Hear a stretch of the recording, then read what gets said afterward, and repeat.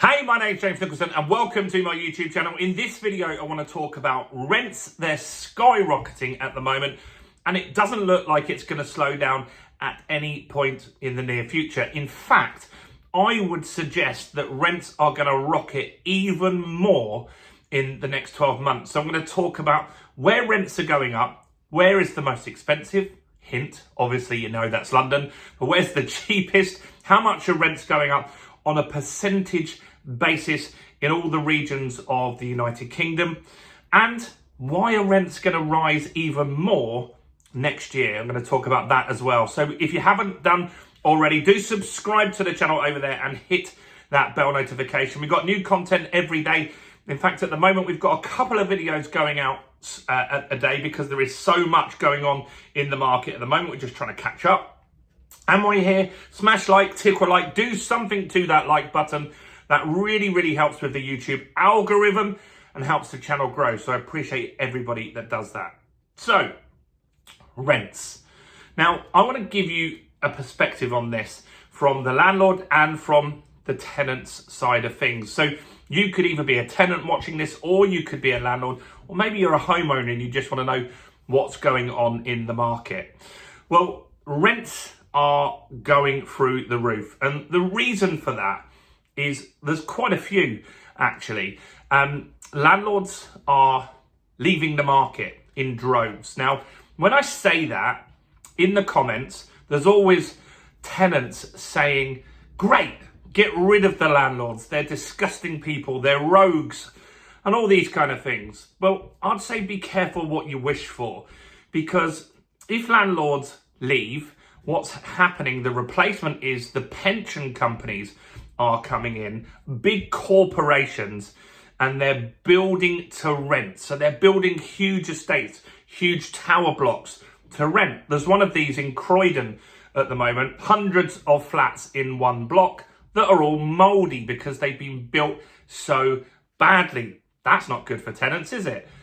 Also, if you get rid of the small mum and pop landlords, you'll have just the corporates, and they will own the monopoly on the rental property, and rents will go up even faster.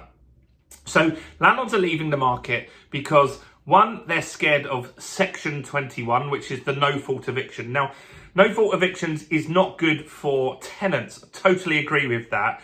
But if you get rid of no-fault evictions, which I wouldn't have a problem with, if they had a way to deal with a tenant that doesn't pay rent. So if you've got a tenant that is abusing the property or not paying rent, make it faster to get them out. Then the landlords wouldn't care about Section 21 going. You've got to have it to work on both sides, because the landlords are exiting and that isn't going to work. You've got high tax for landlords. That's probably not going to change. You've got interest rates that are high at the moment. And you've got the renters' rights bill, which is worrying quite a few landlords. Now, I'm a landlord. I'm staying in the market. I also see it as a competitive advantage. If there's no landlords, then it will be easier to rent my properties than ever before. But what's interesting is some of you viewers on here are estate agents. And this week I replied to a comment where one of you, maybe you're watching now, you might recall if this was you, commented saying, when you put a property and list the property, 200 people are applying for that property. I didn't know that it was that many. 200 people on average. So if you get less rental properties, when you need a rental property, it's going to be really hard to get and very competitive. So how much are rents up? So we're talking rents.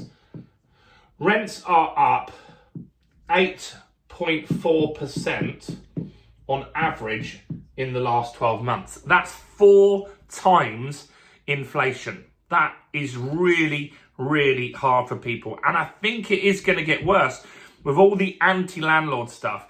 The amount of landlords that are considering selling is around 50%.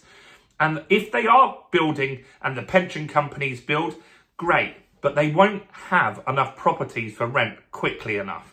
So that's a consideration. So inflation is at 2.2%. Rents are at 8.4%. So pretty much 4 times the inflation. So what's the average rent?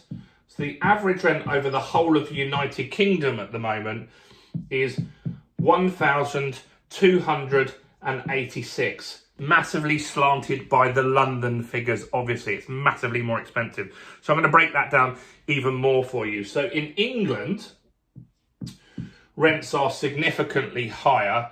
The average rent in England is 1,327.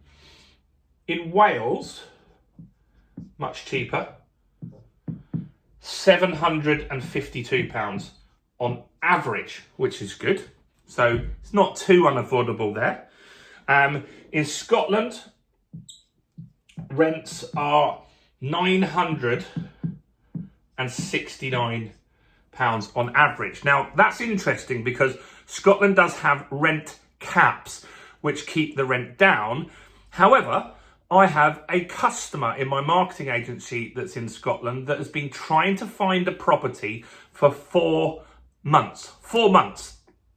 And when she goes to viewings, there are often 30 to 40 people viewing. They're doing group viewings. 30 to 40 people viewing the property at the same time. So even though she's got a very successful business, she wants to rent for her circumstances. It's better. She can't even get somewhere, even though she would pass all the reference checks with the best ticks. So if you don't have the best credit score, or you've got pets, or you've got kids, or you've got social security, how hard is it going to be for you to get a property? It is a crisis, I would say, and does need addressing. So rent caps, while some say they're great, I don't see, in my experience from looking at how they work, New York did it, Dublin did it, Scotland has done it. It hasn't always worked. Lots of landlords leave the market. So Scotland is 969. How are we looking on a regional basis?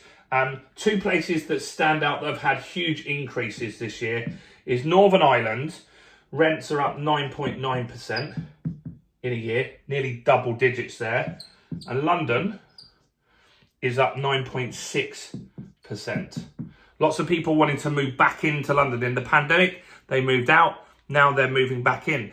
In fact, work from home is something that's starting to fizzle out now, and companies want people back in the office, particularly London companies. So whereas the most expensive place, obviously it's London, but how much is rent in London? £2,129. That's insane. I don't know how people afford that. Imagine your take-home pay. That's your take-home pay before you pay your council tax, before you buy food, before you travel. Crazy, crazy. For a single person, it's just unaffordable. Even if you're on 50, 60 grand, it's very, very hard to afford rent in London. That is very, very tough there. The northeast is the cheapest region, and the rents there on average are 682. So that's cheaper than Wales as well. We rent in Doncaster. Our rents are 675. So under that, we've only got a 2-bed. Obviously, there's bigger houses to bring the average up. But this is something we've got to look at. And I see rents going up potentially double digits next year. 10% I could see, not being unlikely that could happen. Now, what people will say is that, well, people can't afford that, so they won't pay it. But here's the problem. If there's 50 people going for one property, or 200, like the person who commented, the estate agent that commented on here, there's going to be some people that can afford that. And the people on benefits, the people on lower incomes, are really, really going to struggle to find a suitable property. I just feel that bashing landlords and pushing them out the sector before you've got a solution is not necessarily the right idea. And I think that you're going to see a rental crisis next year. It's going to be something we talk about more often. It's going to become more prevalent in the mainstream news. And I think it is a massive issue that is really simmering away. Let me know your thoughts on this in the comments. Keep it polite. Yes, I know we've got a lot of immigration in the country, which is growing our population, which will make this tougher. So let's have a civilized conversation in the comments. Let me know your thoughts, opinions, or comments, or even if it's just to say hi. Every comment helps with the YouTube algorithm. Smash the like as well, and check out all the other content on my channel, including this video right here.